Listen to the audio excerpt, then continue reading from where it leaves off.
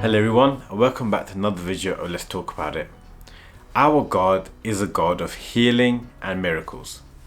And in today's episode, Jason talks about physical healing that God has carried out in his life and talks about why it is so important that we share these miracles that God carries out in our lives. We hope you enjoy it. God bless. What physical healing have you received? I have actually been lucky to receive healing myself. In 2016, during one of the retreats in December, I was volunteering at Divine in Ramsgate, UK. And during the retreat, I noticed I had a lump on my wrist right here. So I asked Father Joseph, who was there, and I asked him, Father, I've got a lump on my wrist. I don't know where it's come from.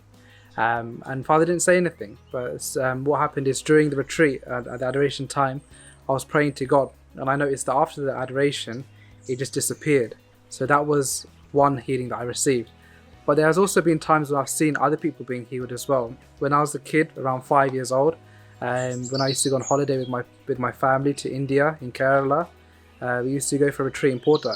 So at that time I didn't know Malayalam, but I would see a lot of healings taking place. I used to see people that were in a wheelchair, people that were not able to walk, and they would come on the altar and give glory to God that they had received healing from Jesus.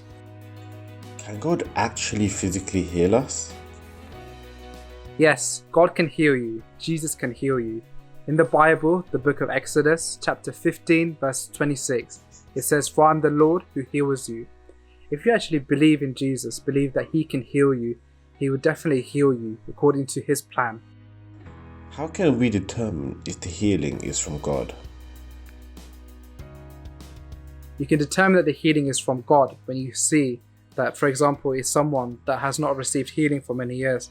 They've been receiving doctors after doctors, seeing treatment after treatment, but still they're not receiving any healing. They're the same. The sickness might be worse, getting worse. But you'll see that it might be a time that they have an encounter with God, that they receive healing, that whatever the sickness was, the illness was, that it's gone. And that way you can determine that the healing was from God. Why does God permit illnesses and then heal us from it? God permits some illnesses for our own good.